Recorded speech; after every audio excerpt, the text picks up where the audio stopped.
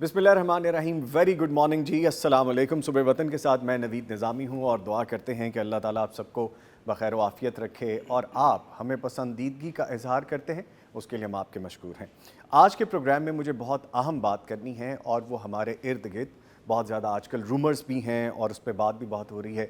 इससे पेशतर कि मैं उस टॉपिक की तरफ जाऊं, अपने मौजूद मेहमानों का तारुफ़ करवा दूं, फिर प्रोग्राम को आगे लेके चलेंगे। मेरे साथ स्टूडियोज़ में मौजूद हैं कारी अबू बकर रफ़ीक मंशावी साहब। कारी साहब अस्सलाम वालेकुम। वालेकुम अस्सलाम। तबीयत ठीक है आपकी? खैरियत से? अल्हम्दुलिल्लाह। माशाल्लाह। और इनके साथ इंतज़ार था जिनका, वो शख्सियत हमारे साथ स्टूडियोज़ में आज मौजूद हैं। जब मैं स्टूडियोज़ में आया हूँ तो बड़े प्यार से, मोहब्बत से इनके साथ मुलाकात हुई और मैंने इनका माथा भी चूमा कि ये वो माथा है जो अल्लाह के घर में बार बार सजदे में जाता रहा है। ये वो चेहरा है, ये वो जिस्म है, ये वो शख्सियत हैं जो वैसे तो हमें दीन के हवाले से रहनुमाई देते हैं, लेकिन ये हज की सादत हासिल करके आए और आज उनसे पहली मुलाकात हुई स्टूडियो में तो बड़ा दिल बाग बाग हुआ, बड़ी रूहानी तस्कीन मिली। और मुफ्ती मौलाना मोहम्मद अजमल भट्टी साहब फाजिल मदीना यूनिवर्सिटी अरसा दराज से हदीस और शरई उलूम के उस्ताद हैं, PhD स्कॉलर हैं, हर दिल अजीज़ शख्सियत है और हाजी साहब भी हैं। Sir very warm welcome. अस्सलाम वालेकुम। वालेकुम अस्सलाम व रहमतुल्लाहि व बरकातहू। खैरियत से हैं सर? अल्हम्दुलिल्लाह माशाल्लाह, सफ़र अच्छा रहा? अल्लाह का शुक्र, अल्हम्दुलिल्लाह। सर बहुत सी बातें करनी है इंशाअल्लाह। लोगों ने मुझे इनबॉक्स में, व्हाट्सएप पे बहुत पूछा आपके बारे में, आपकी खैरियत के बारे में, मुबारकबादें बहुत दी हैं आपके अल्लाह बारे में। सब कुछ जाए खैर दे। आमीन। तो सर बहुत सी बातें करेंगे जी इंशाअल्लाह। प्रोग्राम का फॉर्मेट आप जानते हैं जी, तलावत कुरान करीम से आगाज़ करते हैं। आज का वजीफ़ा आपको बताया जाता है, आप जो सवालात पूछते हैं वो शामिल किए जाते हैं और आज की बात ये वो अहम बात है जिसके बारे में मुझे गुफ्तगू करनी है। इसको गौर से सुनिएगा भी और इसके बारे में मैं आपसे चाहूँगा कि अपनी राय कायम करने से पहले दोनों जो वर्डिक्ट आज मैं बयान करूँगा अपने प्रोग्राम में उसको गौर से सुनिएगा और समझिएगा भी, फिर हम आपकी राय से ज़रूर मुस्तफ़ीद होंगे। टॉपिक है बहावलपुर यूनिवर्सिटी वाक़े के तनाजुर में ख़बर की तहकीक, बेहयाई और बहुतान दराजी पर मबनी मवाद शेयर करने के बारे में इस्लामी हिदायत क्या है। ये बड़ी अहम बात है, किसी भी ख़बर को नशर करने से पहले उसकी तहकीक ज़रूरी है। फिर हम हमदुनात शामिल करते हैं और आज सेगमेंट हमने रखा है जादू जिन्नात के हवाले से। प्रोग्राम को आगे लेके चलते हुए मैं ज़रा चंद लाइनें कहना चाहूँगा, थोड़ी सी तमहीद लेना चाहूँगा, इस वाक़े का पस मंज़र आपको बताना चाहूँगा, फिर हम आगे चलेंगे। मुसलमान की ताकत गैरत में ही पोशीदा है और ये हकीकत बात है और पोशीदा गैरत हया होती है और हया को निस्बत माँ, बीवी, बहन और बेटी से है। ये मैंने इसलिए भी कहा कि जो वाक़या मैं बयान करने जा रहा हूँ, वैसे तो चंद दिनों से गर्दिश में हैं बहुत सी खबरें और उसके बारे में दोनों तरफ के वर्डिक्ट भी आ रहे हैं, तो ख़ास तौर पर निशाना हमारी बहन, बच्चियों, बेटियों को बना के इस खबर को बहुत ज़्यादा आगे ले जाया जा रहा है। जो यूनिवर्सिटी है बहावलपुर इस्लामिक यूनिवर्सिटी, इसके बारे में ज़रा जान लीजिए कि इसका शुमार मुल्क की कदीम यूनिवर्सिटीज़ में होता है। यूनिवर्सिटी की बुनियाद 1925 में जामिया अब्बासिया की हैसियत से रखी गई थी, जबकि 1975 में इसे इस्लामिया यूनिवर्सिटी बहावलपुर करार दिया गया था।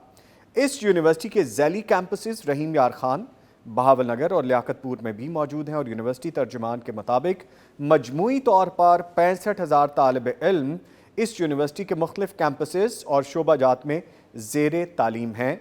इस यूनिवर्सिटी में 148 मुख्तलिफ शोबाजात हैं जिनमें 5,000 से ज़ायद टीचिंग और गैर टीचिंग स्टाफ खदमात सरअंजाम दे रहे हैं। अब जो ख़बरें गर्दिश कर रही हैं उसकी तहकीक होना ज़रूरी है और जैसे कि मैंने आगाज़ में कहा था कि कोई भी ख़बर पेश या नशर करने से पहले उसकी तहकीक बहुत ज़रूरी है, क्योंकि मैंने इस खबर के बारे में जब बहुत से लोगों से बात की, इवन कि हमारे डायरेक्टर न्यूज़ फ़खरुल इस्लाम साहब, प्रोग्राम से पहले हम आपस में मीटिंग कर रहे थे तो मैं पूछ रहा था कि इसकी तहकीक की गई है, पूछा गया है या किसी को पता है कि इस खबर का पस मंज़र क्या है। तो मुझे थोड़ा वक्त दरकार होगा, गौर से सुनिएगा ये मामला चला कहाँ से है और ये बनते बनते बन क्या गया है। सब इंस्पेक्टर मोहम्मद अफजल नवाज़ जो इन्वेस्टिगेट किया सबसे इनिशियली जहाँ से वाक़या जनरेट हुआ, उनके मुताबिक वो चंद पुलिस एहलकारों के हमरा बहावलपुर में बगदाद अल जदीद मोड़ पर फ़राइज़ सरअंजाम दे रहे थे कि जब एक सफ़ेद रंग की गाड़ी को पुलिस ने रुकने का इशारा किया तो गाड़ी वाले ने सड़क की गलत जानिब से तेज़ी से वापस मुड़ने की कोशिश की। सब इंस्पेक्टर मोहम्मद अफजल की मदय्यत में दर्ज मुकदमे में लिखा गया कि पुलिस ने इस गाड़ी को रोका और गाड़ी में एक ही शख्स मौजूद था जिसकी तलाशी के दौरान एक अदद स्याह पर्स और सेक्स के लिए इस्तेमाल होने वाली 5 गोलियां बरामद हुईं। مقدمے میں کہا گیا ہے کہ جو درج کیا گیا ہے کہ پرس کی تلاشی کے دوران ٹرانسپیرنٹ مومی کاغذ میں لپٹی ہوئی کرسٹل آئس برآمد ہوئی جس کا وزن 10 گرام ہے۔ ایف آئی آر میں یہ بھی کہا گیا ہے کہ گاڑی سے 2 عدد موبائل فونز بھی برآمد ہوئے جن کا موقع پر جائزہ لیا گیا تو دونوں میں مبینہ طور پر لاتعداد فحش ویڈیوز اور خواتین کی تصاویر موجود تھیں۔ ایف آئی آر میں دعویٰ کیا گیا ہے کہ ملزم نے اپنا تعارف اسلامیہ یونیورسٹی کے چیف سیکیورٹی آفیسر کے طور پر کروایا اور تسلیم کیا کہ اس کے فون میں موجود مبینہ ویڈیوز یونیورسٹی کی مختلف طالبات اور حکام کی ہیں۔ ایف آئی آر میں یہ دعویٰ بھی کیا گیا ہے کہ ملزم نے کرسٹل آئس اور جو گولیاں بتائی گئی ہیں ان کے ذاتی استعمال کے ساتھ ان کو فروخت کرنے میں بھی اپنے آپ کو ملوث پایا ہے یا یہ شخص ملوث تھا۔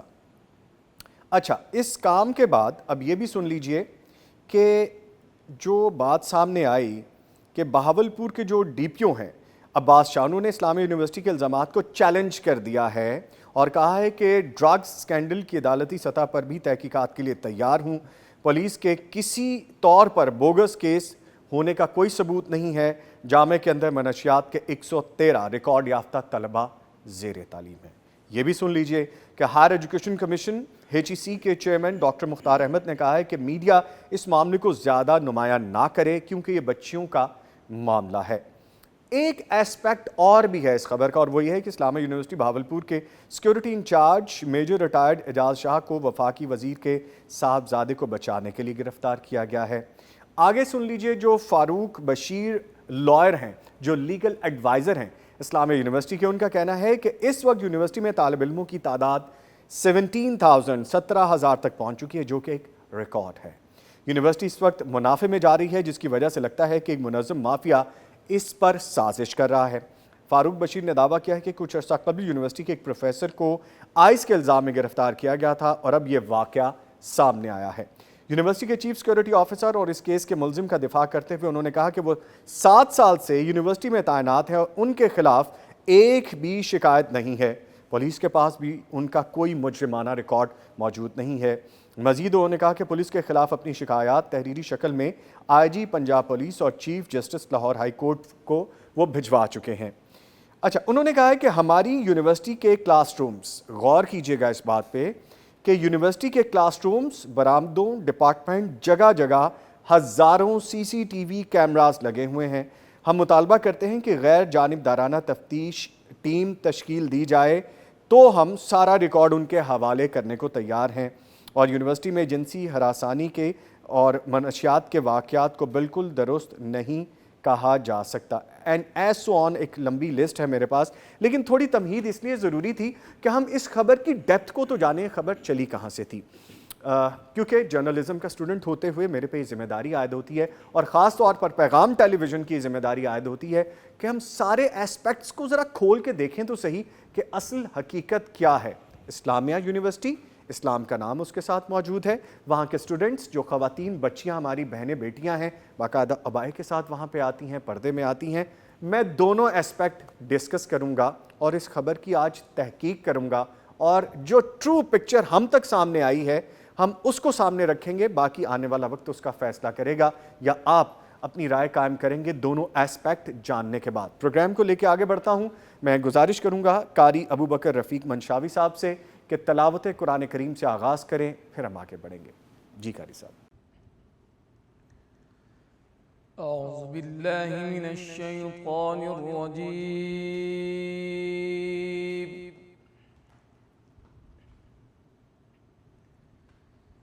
بسم اللہ الرحمن الرحیم۔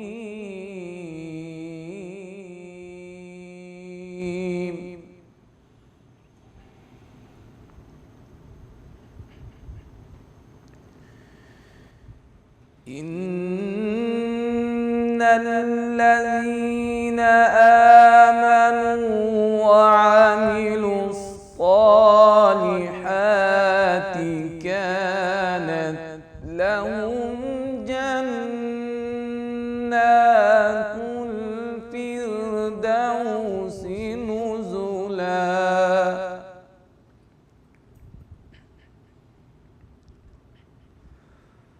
خالدین فیہا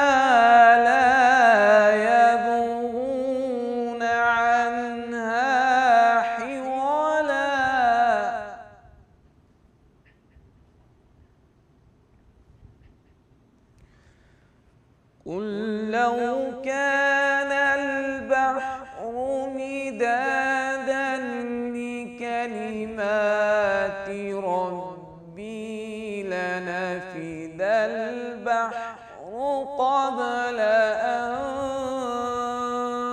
تنفد كلمات ربي.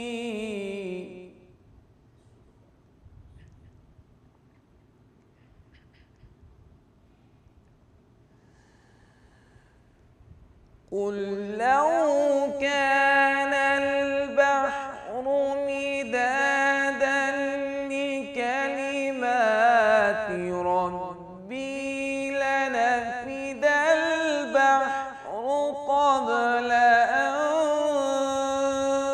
تنفد كلمات ربي.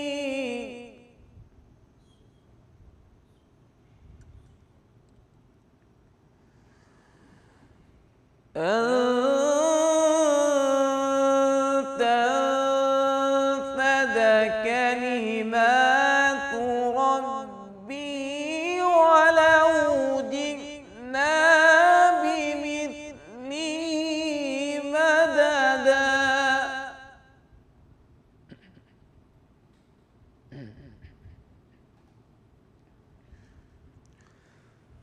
قل إنما أنا بشر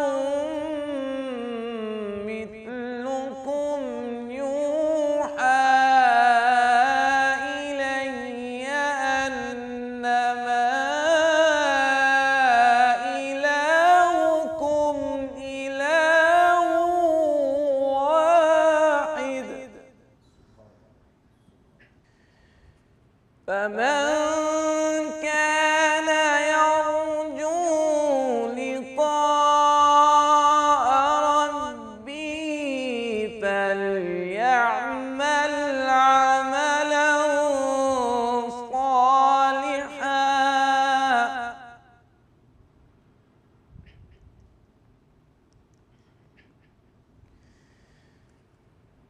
فمن كان يرجو لقاء ربه فليعمل عملا صالحا ولا يشرك بعبادة ربه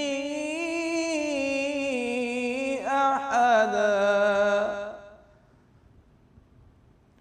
ولا يشرك بعبادة ربه أحدا. صدق الله العظيم. माशाल्लाह, जज़ाकल्लाह कारी साहब, अल्लाह ताला आपको जज़ाए खैर अता फरमाए। भट्टी साहब, मुझे ये बताइए आप कि मैं आपको हाजी साहब कहूँ, भट्टी साहब कहूँ, मुफ्ती साहब कहूँ, मौलाना साहब, मैं क्या कहूँ आपको? माशाल्लाह अल्हम्दुलिल्लाह, आप जैसे नाम से भी पुकारे कोई अर्ज नहीं। सुभान अल्लाह, सुभान अल्लाह सर, बहुत बहुत मुबारक हो। जज़ाकुमुल्लाह खैरा, बारकल्लाह फीक। माशाल्लाह, आप गए वहाँ पे, आपकी तड़प बहुत ज़्यादा थी, अल्हम्दुलिल्लाह, हमारी तड़प थोड़ी सी कम रह गई थी, हम पीछे रह गए। और मैंने बहुत बड़ी- दुआएं की हैं जी आपके लिए, जज़ाकल्लाह, बहुत दुआएं की हैं कि अल्लाह ताला मेरे सारे भाइयों को ये साद नसीब फरमाए। आमीन, जज़ाकल्लाह भट्टी साहब। अच्छा भट्टी साहब, आज का वजीफ़ा बताइए और फिर उसके बाद हम बहुत से सवाल भी करने वाले हैं। बिस्मिल्लाहिर्रहमानिर्रहीम, अल्हम्दुलिल्लाहि रब्बिल आलमीन वस्सलातु वस्सलामु अला अशरफिल अंबिया वल मुरसलीन, अम्मा बाद। निज़ामी भाई, हज ये एक बहुत बड़ी सादत है और अल्लाह के घर पर पहली नज़र पड़ते हुए जो जज्बात अथल फथल होते हैं ना, अल्लाह अकबर, अल्लाह, वो कैफियत लफ्ज़ों में बयान नहीं हो सकती। आप इतनी लंबी तवील मसाफत तय करके जब वहाँ पहुँचते हैं, थकावट से चूर हो चुके होते हैं।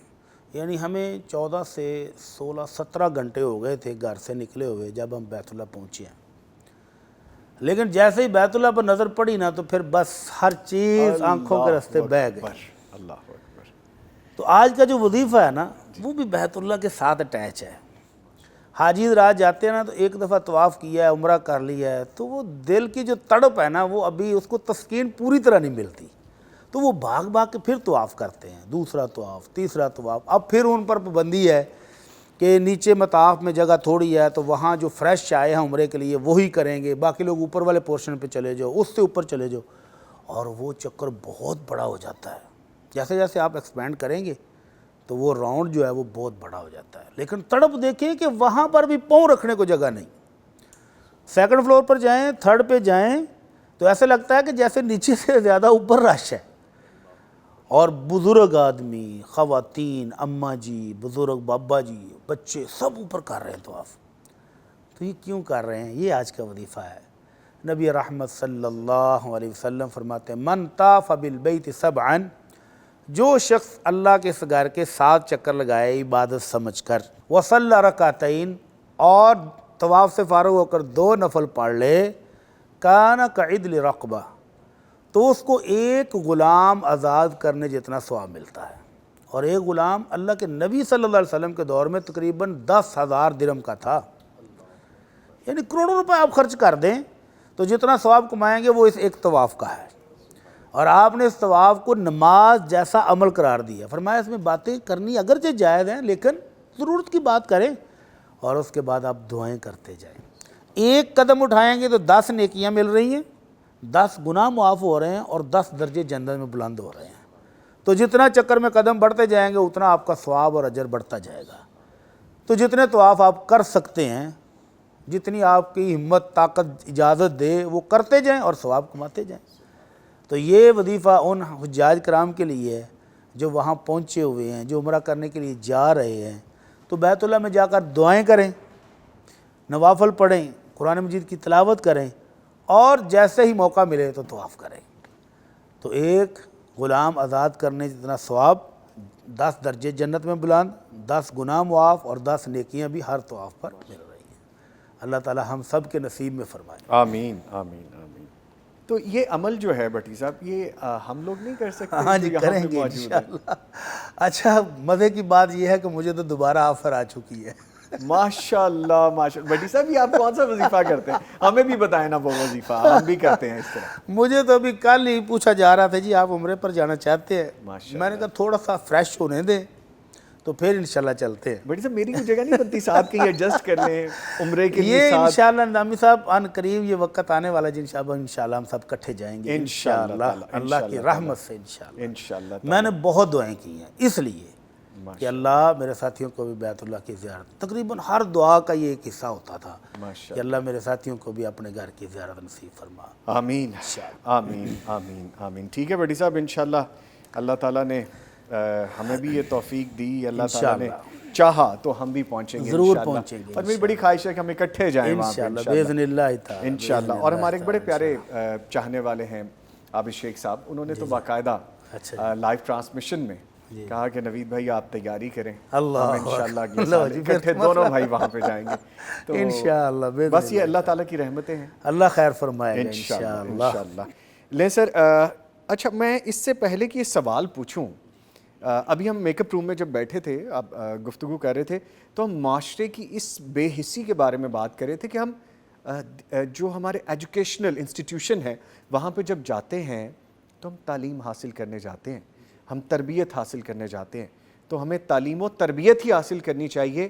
یہ کویسچن جی ایک کویسچن مارک بھی ہے ہمارے لیے کہ ہم اپنی بہنوں، بیٹیوں، بچیوں، بیٹوں، بھائیوں، ان کو جب بھیجتے ہیں ایجوکیشن انسٹیٹیوشن میں، ایجوکیشنل انسٹیٹیوشن میں، تو ہم وہاں سے کیا سیکھ کے آتے ہیں؟ سوال غور سے سنیے گا سر۔ مسئلہ یہ ہے کہ آج سے تقریباً 3 سال پہلے کی بات ہے، بچی یونیورسٹی میں تعلیم حاصل کر رہی تھی۔ اس دوران کلاس کے کچھ لڑکے دوست بھی تھے، پورا گروپ تھا۔ اس میں سے ایک لڑکے نے لڑکی کو پسند کرنا شروع کر دیا۔ ایک دن ایسی مذاق میں دوستوں نے کہا کہ تم اس لڑکی کو انگوٹھی پہنا دو۔ لڑکے نے پہنا دی۔ اچانک لڑکے کا دوسرا دوست اٹھا اور ایک صفحے پر خود سے کچھ لائنز لکھی، میں فلاں بنت فلاں اور لڑکے کا نام اور ابن فلاں کے ساتھ نکاح کرتی ہوں، مجھے یہ نکاح قبول ہے۔ اور یعنی یہ لکھنے والے نے اپنے پاس سے لکھ اپنے پاس سے لکھ دیا اور نیچے دونوں سے سائن کروا لیے۔ لڑکی نے دل سے سائن نہیں کیے اور غلط سائن کیے، وہ بھی نہیں کیے جو اس کا آفیشلی سائن ہے، کیونکہ وہ یہ سب سمجھ رہے تھے کہ یہ ایک مذاق ہو رہا ہے، سچ نہیں ہے۔ اسی طرح خود ہی دو دوستوں نے گواہ بن کر سائن کر دیے اسی پیج پر اور ہنستے ہنستے ہوئے بولے چلو جی نکاح ہو گیا۔ اب کسی کے ذہن میں نہیں تھا کہ یہ سچ ہے۔ لڑکی بھی اسے مذاق سمجھتی رہی اور ادھر موجود کسی بھی انسان کو علم نہیں تھا کیا ایسا کرنے سے سچ میں نکاح ہوتا ہے کہ نہیں۔ اور آگے لکھتے ہیں کہ سب نے مذاق اور لا علمی میں یہ کام کیا۔ لڑکی کے دل میں کوئی ایسی بات نہیں تھی کہ وہ اس لڑکے سے نکاح کر رہی ہے، اگر علم ہوتا تو وہ کبھی سائن بھی نہ کرتی۔ بلکہ اس میں وہ لائنز ایڈ نہیں ہے، میں خود سے بھی بتا دیتا ہوں، جب یہ معاملہ ڈسکس ہوا تھا، اب اس بچی کی باقاعدہ شادی ہونے جا رہی ہے اور وہ شدید پریشان ہے کہ ہم نے یہ عمل کیا تھا، کویسچن مارک بن گیا۔ انا للہ و انا الیہ راجعون، یہ ہمارے معاشرے کی ابتری کی بالکل نچلی حالت کو شو کر رہا ہے کہ جہاں ہم نے ان بچوں کی تربیت کرنی ہے، جہاں تعلیم دینی ہے، وہاں کوئی تعلیم دینے والا ہی نہیں ہے، کوئی تربیت کرنے والا ہی نہیں ہے، اور یہ خود ہی معاشرے میں خود ہی جو چاہتے ہیں وہ کر رہے ہیں۔ تو پہلی بات تو یہ ہے کہ یہ مخلوط نظام تعلیم کی تباہ کاریوں میں سے ایک مثال ہمارے سامنے آئی ہے، جیسے جبکہ ان کی سینکڑوں مثالیں موجود ہیں، یہ ایک مثال ہمارے سامنے آ گئی ہے۔ دوسری بات کہ والدین کو بھی بہرحال اپنے بچوں پر نظر رکھنی چاہیے کہ وہ کس محفل میں چل رہے ہیں، پھر رہے ہیں، بیٹھ رہے ہیں، اٹھ رہے ہیں۔ تیسری بات یہ ہے کہ نبی رحمت صلی اللہ علیہ وسلم فرماتے ہیں کہ 3 معاملے ایسے ہیں کہ جن میں مذاق بھی سنجیدہ ہی سمجھا جائے گا۔ ان میں سے ایک نکاح ہے، ایک طلاق ہے اور ایک ہے غلام کی آزادی۔ اگر کسی نے مذاق میں کہا کہ میں اپنی بیٹی کا، اپنی بہن کا فلاں سے نکاح کر رہا ہوں، اور وہ آگے سے کہے کہ مجھے قبول ہے، گواہ بھی موجود ہیں، تو یہ نکاح ہو جاتا ہے۔ اس معاملے میں کیا مسئلہ ہے؟ رکاوٹ یہ ہے کہ یہاں نہ لڑکی کی خواہش ہے شادی کی، نہ اس کا سرپرست اور ولی موجود ہے جس نے نکاح کیا ہے۔ یہ بےہودگی ہے اور سراسر ایک ڈرامہ ہے، اور سارے ڈرامہ سمجھ کے ہی رچا رہے تھے۔ اگرچہ ہو سکتا ہے کہ خباثت کرنے والا وہ نوجوان جس نے باقاعدہ انگوٹھی پہنائی ہے اس کے ذہن میں کچھ شرارت ہو، لیکن اس طرح نکاح ہوتا نہیں۔ نبی رحمت صلی اللہ علیہ وسلم فرماتے ہیں لا نکاح الا بولی، بچی کی شادی اس کی ولی کے ساتھ، اس کی موجودگی میں، اس کی اجازت کے ساتھ ہی ہوگی، ایسے نہیں ہوگی۔ اور آپ نے فرمایا ایما امرأۃ نکحت بغیر اذن ولیہا فنکاحھا باطل باطل باطل۔ آپ کی زبان مبارک سے 3 مرتبہ نکلا کہ جس خاتون نے ولی کی اجازت کے بغیر، اس کی موجودگی کے بغیر نکاح کیا، اس کا نکاح باطل ہے، باطل ہے، باطل ہے۔ یہ جو کھلواڑ کیا ہے ان دوستوں نے، اس بچی کی زندگی پریشان کر دی۔ اس کی فیملی کے لیے دیکھیں کتنے سال گزر جانے کے بعد بھی ابھی وہ ٹینشن میں ہے کہ اب اس کی شادی کرنی ہے، اور وہ پچھلا نکاح یاد کر رہے ہیں، حالانکہ وہ نکاح ہے نہیں، مذاق ہے، ڈرامہ ہے، بےہودگی ہے، لیکن کتنے لوگوں کے لیے پریشانی کا باعث بنے۔ تو یہ اسلامی تعلیم کا مذاق بھی ہے۔ اللہ تعالی ہمارے حال پہ رحم فرمائے۔ تو یہ نکاح بالکل بھی نکاح نہیں ہے، یہ ایک بےہودہ کام تھا جو انہوں نے کیا، اس کو بھول جانا چاہیے۔ والدین کو بچی کی شادی کرنی چاہیے، اور بچی کو بھی اپنے دماغ سے یہ جو ڈرامہ ہوا تھا وہ نکال دینا چاہیے۔ اللہ تعالی ہمیں صحیح تعلیمات پر عمل کرنے کی توفیق دے۔ آمین آمین۔ مجھے یہاں پہ ایک چیز بار بار ذہن میں آ رہی ہے کہ یہ ہم کس طرف جا رہے ہیں، ہم کر کیا رہے ہیں کہ رہی تعلیم مشرق میں، رہی تعلیم مشرق میں، نہ مغرب میں رہی غیرت، رہی تعلیم مشرق میں نہ مغرب میں رہی غیرت۔ یہ جتنے پڑھتے جاتے ہیں جہالت بڑھتی جاتی ہے۔ تو یہ سوچنا چاہیے کہ ہم انسٹیٹیوشنز میں تعلیم حاصل کرنے جاتے ہیں، ہمارے والدین ہم پہ ٹرسٹ کرتے ہیں، اعتبار کرتے ہیں ہم پہ، ہمیں کئی گھنٹوں کے لیے اس ایجوکیشنل انسٹیٹیوشن میں بھیجتے ہیں جہاں پہ آپ نے اپنا فیوچر بنانا ہے، اپنی شخصیت بنانی ہے، اور اپنا کردار معاشرے میں ایک مہذب انسان کے طور پہ ادا بھی کرنا ہے۔ تو یہ سوچئے، خاص طور پہ وہ اسٹوڈنٹس، جیسا آج میرے پروگرام کا ٹاپک بھی ہے، جو جاتے ہیں یونیورسٹیز میں، کالجز میں، سکولز میں، یہ نہیں کرنا چاہیے۔ اپنے والدین کے اعتماد کو ٹھیس نہیں پہنچانی چاہیے، اور اپنے کردار پہ بھی ضرب نہیں لگانی چاہیے۔ ناٹ ایون ان جوک، مذاق میں بھی ایسی حرکتیں جو دین کا مذاق اڑانے کے زمرے میں آ جائے وہ نہیں کرنی چاہیے۔ سر اگلا اور یہ مذاق زندگی بھر کے لیے پھر پریشانی کا باعث بن جائے، جی جیسے ابھی بنا ہوا، زہریلا۔ جی جی بالکل ٹاکسک ہے بالکل۔ سر اگلا ایک سوال ہے، کیا کسی مجرب عمل کے لیے نوافل کے رکوع اور سجود میں جفت عدد میں تسبیح پڑھ سکتے ہیں؟ کیونکہ عام طور پر طاق میں ہی نصیحت کی جاتی ہے، بھلے ہی کتنی دفعہ بھی پڑھنی ہو۔ دو چیزیں ہیں، ایک تو یہ جو مجرب نسخے ہیں نا، انہوں نے ہمیں مسنون نسخوں سے بہت دور کر دیا ہے۔ جب سے ہمارا یہ پروگرام چلا ہے ماشاءاللہ اب 100 کے قریب ہونے والے ہیں، ہم اپنے ناظرین کو دونوں جہانوں کے سردار آمنہ کے لال صلی اللہ علیہ وسلم کی زبان مبارک سے نکلے ہوئے پاکیزہ، مجرب نہیں پاکیزہ نسخے بتاتے ہیں۔ ٹیکنیکل بات کر رہے ہیں آپ۔ اور یہ جو مجرب نسخے ہیں نا، یہ ہر بندے کا اپنا ہے، اس نے کیا ڈالا ہے کیا نکالا ہے۔ تو کیا یہ ساری دنیا کے مجرب نسخے مل کر ایک سائڈ پہ کھڑے ہوں اور دوسری جانب میرے اور آپ کے پیر و مرشد آمنہ کے لال صلی اللہ علیہ وسلم کی زبان مبارک سے ادا کیا ہوا ایک جملہ ہو؟ کیا یہ سامنے کھڑے کرنے یا سامنے رکھنے کے قابل بھی ہیں؟ بالکل نہیں، بالکل نہیں۔ پہلی بات تو یہ ذہن سے نکال دیں ہمارے ناظرین کہ کوئی مجرب نسخہ کسی بھی ہستی کا ہو تو وہ آمنہ کے لال صلی اللہ علیہ وسلم کے مسنون وظائف کے سامنے کوئی حیثیت نہیں رکھتا۔ دوسری بات بھائی صاحب نے پوچھی کہ کیا تسبیحات جفت عدد میں بھی کی جا سکتی ہیں؟ تو سنت سے ہمیں دو روایات ملتی ہیں، دونوں کی سند کمزور ہے، لیکن تھوڑا اشارہ مل جاتا ہے ان سے کہ نماز میں تسبیحات رکوع اور سجدے میں طاق ہونی چاہیے۔ ایک روایت میں ہے کہ جو شخص رکوع کرے تو وہ 3 دفعہ کہے سبحان ربی العظیم، اور سجدے میں 3 دفعہ کہے سبحان ربی الاعلیٰ۔ تو یہ کم سے کم اس کی تعداد ہے، لیکن اس کی سند کمزور ہے۔ دوسری روایت میں حضرت انس کہتے ہیں رضی اللہ عنہ، میں نے نبی کریم صلی اللہ علیہ وسلم کی رحلت کے بعد عمر بن عبدالعزیز رحمہ اللہ کے پیچھے نماز پڑھی تو ان کی نماز آمنہ کے لال صلی اللہ علیہ وسلم کی نماز کے بہت مشابہ دیکھی۔ تو ہم نے ان کے رکوع اور سجدے کو جب شمار کیا تو اندازہ لگایا کہ یہ کم از کم 10 بار سبحان ربی العظیم اور 10 بار سبحان ربی الاعلیٰ پڑھتے ہوں گے، تو یہ جفت ہے۔ اور تیسری روایت جو بالکل صحیح ہے، اس میں اللہ کے نبی صلی اللہ علیہ وسلم فرماتے ہیں ان للہ 99 اسما، اللہ کے 99 نام ہیں، جو ان کو یاد کر لے وہ جنت میں چلا جائے گا۔ اور اس کے آخر میں فرمایا ان اللہ وتر و یحب الوتر، اللہ ایک ہے طاق عدد، اور اللہ کو طاق عدد بہت پسند ہے۔ تو اس روایت کی روح سے اور وہ 3 والی روایت کی روح سے علماء کہتے ہیں کہ تسبیحات طاق ہونی چاہیے، لیکن اگر کوئی بندہ تسبیحات کاری بہت زیادہ رہا ہے، اس کو یاد ہی نہیں رہتا، تو جفت ہو جائیں طاق ہو جائیں، کوئی رکاوٹ نہیں ہے۔ اگر وہ طاق رکھ سکے تو بہت اچھا ہے، بہتر ہے، نہ رکھ سکے مطلب وہ 3 5 7 سے آگے گزر گیا ہے اور وہ تسلی سے سجدہ کر رہا ہے، مزہ بڑا آتا ہے۔ بڑی صاحب مجھے اجازت دیں گے ایک جملہ بولنے کی یہاں پہ؟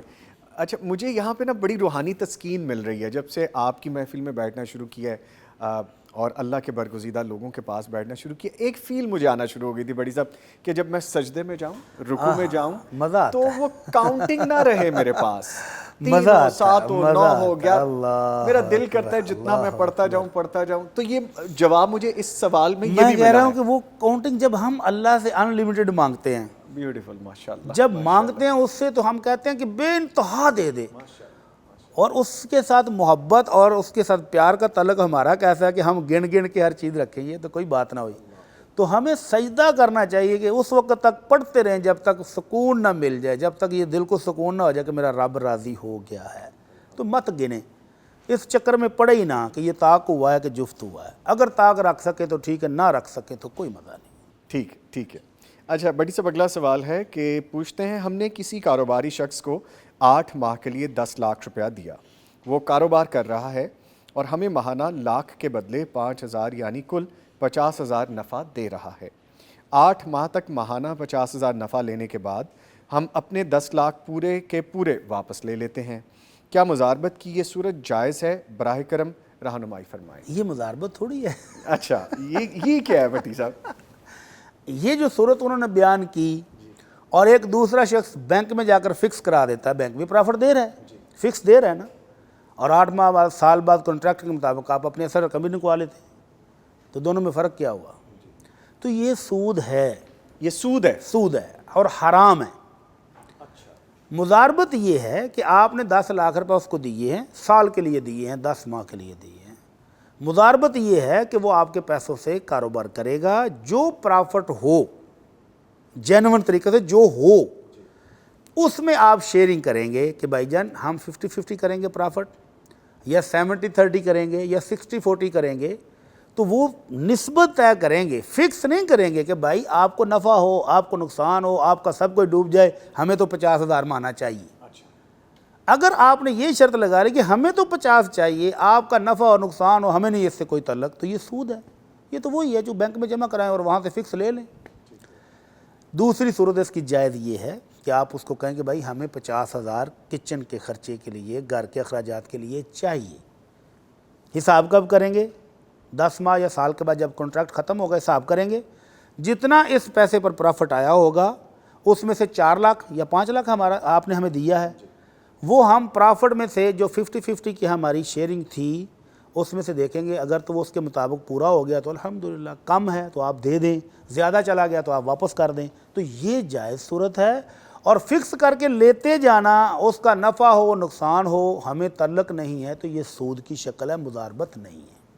ٹھیک ہے۔ اچھا بھٹی صاحب، ایک کوشچن ابھی میرے ذہن میں آ گیا کہ جیسے آپ نے 70-30 80-20 یا 60-40 بھی ڈیسائیڈ کیے، وہ بھی ایک بن گیا بندھا ہوا، تو وہ مقرر ہو گیا، وہ اس میں نفع بھی ہے نقصان بھی ہے، نقصان بھی، اوکے، دونوں ہے نا۔ ٹھیک ہے مثلا اس ماہ نفع ہوا ہی نہیں تو وہ دے گا کیا؟ ٹھیک ہے، اگلے ماہ نفع ہوا ہے تو طے یہ تھا کہ 50-50 کریں گے، ٹھیک ہے۔ تیسرے ماہ پھر نفع کم ہوا ہے تو کم میں سے کم دے گا نا۔ اگر نفع ہی تھوڑا سا ہوا ہے تو اس میں سے 10,000 دونوں کو آ گئے، 50 تو نہیں دے گا۔ یا اگر نفع ہی نہیں ہوا، نفع ہوا ہی نہیں تو وہ 50 کس بات کا دے گا؟ اس نے پورا مہینہ محنت کی ہے، اس کی محنت گئی ہے، جی، اور الٹا وہ 50,000 بھی ان کو دے، تو یہ سود کی شکل ہے۔ ٹھیک ہے سر۔ اگلا سوال ہے، کسی نامحرم کی طرف سے ہمارے گھر کھانے پینے کا کچھ سامان آتا ہے تو کیا خواتین بھی وہ کھا سکتی ہیں، یا پھر نامحرم کی طرف سے آیا ہوا کھانا ان کے لیے جائز نہیں ہے؟ رہنمائی فرمائیے۔ کیا ہم نے کبھی ہوٹلنگ کرتے ہوئے یہ سوچا ہے کہ یہ کھانا کون تیار کر رہا ہے؟ کسی نامحرم نے بنایا ہے؟ شادیوں پر جاتے ہوئے کبھی سوچا ہے کہ برات میں جب وہ بوفے کھلتا ہے، لو جی کھانا کھل گیا، کبھی سوچا؟ گھر میں مہمان آتے ہیں، خواتین کھانا تیار کرتی ہیں تو کھانے والے سارے محرم ہوتے ہیں، یا جب ہم کسی کے گھر جاتے ہیں تو کھانا کس نے تیار کیا، کبھی سوچا ہے؟ یہ سوال کیسے ہوا؟ نبی کریم صلی اللہ علیہ وسلم کی حیات طیبہ پڑھنی چاہیے، سیرت النبی کا مطالعہ کرنا چاہیے، اس طرح کے سوالات خود بخود حل ہو جاتے ہیں۔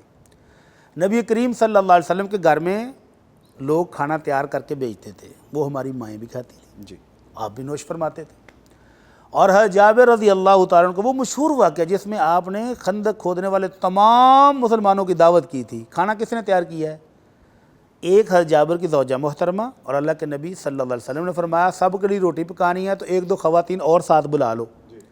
اب وہ انصاری خواتین اور حضرت جابر کی زوجہ محترمہ روٹیاں پکا رہی ہیں، اور اللہ کے نبی صلی اللہ علیہ وسلم کی دعا کی برکت سے وہ 1500 بندوں کو کھانا پورا آ گیا۔ اب وہ 1500 سارے کے سارے محرم تھے، پکانے والی تو حضرت جابر رضی اللہ تعالیٰ عنہ کی زوجہ محترمہ ہے، اور کھانے والے سارے مدینے کے صحابی ہیں۔ تو نبی کریم صلی اللہ علیہ وسلم کی سیرت پڑھیں تو بے شمار واقعات ملیں گے جہاں کھانا پکایا کسی نے ہے، کھایا سب نے ہے، تو یہ تو کوئی رکاوٹ نہیں ہے۔ اصل محرم اور غیر محرم کا مطلب کہاں ہے کہ غیر محرم کے ساتھ آپ سفر نہیں کر سکتے، غیر محرم کے ساتھ غیر ضروری باتیں نہیں کر سکتے، اس سے خواتین نے پردہ کرنا ہے، اور یہ جو معاملات ہیں ان میں اجازت ہے۔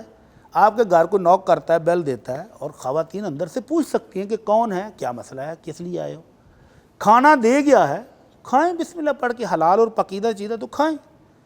تو کوئی ممانعت اس میں محرم اور غیر محرم کی کھانوں میں بالکل بھی نہیں ہے، وگرنہ تو پھر آپ کی ہوٹلنگ بھی بند، شادیوں پر کھانا بھی بند، اور دعوتیں بھی بند۔ اچھا بھٹی صاحب، تھوڑا فور دا لائٹر نوٹ ہم نے بات بھی کر لی اس پہ، یہ کیوں کویسچن ذہن میں آیا ہوگا؟ اس کے پیچھے بیک گراؤنڈ کچھ سمجھ آتی ہے؟ کچھ نہیں، مجھے تو سمجھ نہیں آئی کیا ہوگا، کیونکہ ہم نے بڑا اس کو کھول کے اوپنلی ابھی بات کی ہے کہ بہت سارے ایسپیکٹس ہیں، ہم ریسٹورانٹ میں جاتے ہیں، ہوٹلز میں جاتے ہیں، برگر، بازار سے چیزیں، پیزا، جی جو ہم آرڈر پہ بلاتے ہیں جی، تو وہ سارے غیر محرم میں تیار کر کے بیچتے ہیں، ٹھیک ہے، وہ مزے مزے سے ہم کھا لیتے ہیں۔ اچھا مجھے اس میں سب سے اچھی بات جو بھٹی صاحب جو سمجھ والی لگی کہ ہمیں نبی مکرم صلی اللہ علیہ وسلم کی تعلیمات کو پڑھنا چاہیے، ہمیں سمجھ میرا مشورہ ہے کہ ہر مسلمان سیرت النبی صلی اللہ علیہ وسلم پر لکھی ہوئی کوئی 1 یا 2 کتابیں زندگی میں ضرور پڑھے۔ جی، یہ جو سوالات ہیں نا، یہ پوچھنے ہی نہیں پڑیں گے، آپ کو فوراً یاد آ جائے گا کہ اس موقع پر تو یہ ہوا تھا، اس موقع پر یہ ہوا تھا، مسئلہ ہی کوئی نہیں ہے۔ بھٹی صاحب بریک پہ جانا ہے، کتاب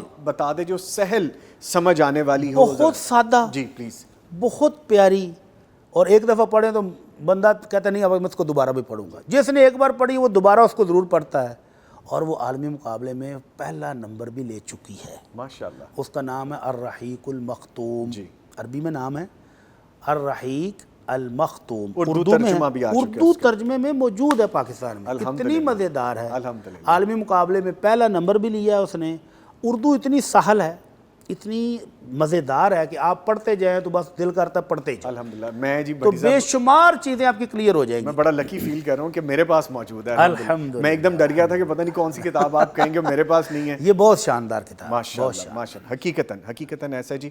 بڑی صاحب مجھے آپ کا تھینک یو بھی ادا کرنا ہے, میری پوری ٹیم نے بھی آپ کا تھینک یو ادا کرنا ہے کہ ہم نے آتے ساتھ ہی اسٹوڈیوز میں سب سے پہلے آپ جو تحفہ ہمارے لیے لائے آب زمزم, ہم نے وہ پیا. میں نے وعدہ کیا تھا کہ آپ سب کے لیے میں زمزم لے کر آؤں. جزاک اللہ. اللہ تعالیٰ آپ کو جزائے خیر عطا فرمائے. اور اس کے ساتھ کھجوریں بھی جو آپ لائے تھے الحمدللہ. وہ میں نے ناشتہ ہی ان سے. الحمدللہ. تو بڑی صاحب پروگرام کے بعد بہت سی باتیں کریں گے آپ سے انشاءاللہ. تو میں اپنے دونوں معزز مہمانوں کا شکریہ ادا کروں گا. میرے ساتھ موجود رہے قاری ابو بکر رفیق منشاوی صاحب. سر آپ کے آنے کا بہت شکریہ. اللہ تعالیٰ آپ کو زندگی صحت دے. اور ہمارے ساتھ ہر دل عزیز شخصیت مفتی مولانا محمد اجمل بھٹی صاحب موجود رہے. سر آپ کے بھی آنے کا بہت شکریہ. لیں جی پروگرام ابھی جاری ہے, یہاں پہ ایک چھوٹی سی بریک لیں گے. بریک کے بعد دوبارہ آئیں گے اور اپنے ٹاپک پہ ہم ڈسکس کریں گے. بہت سیر حاصل گفتگو ہے اور کچھ الارمنگ چیزیں بھی ہیں. ملتے ہیں ایک چھوٹے سے بریک کے بعد, ہمارے ساتھ رہیے.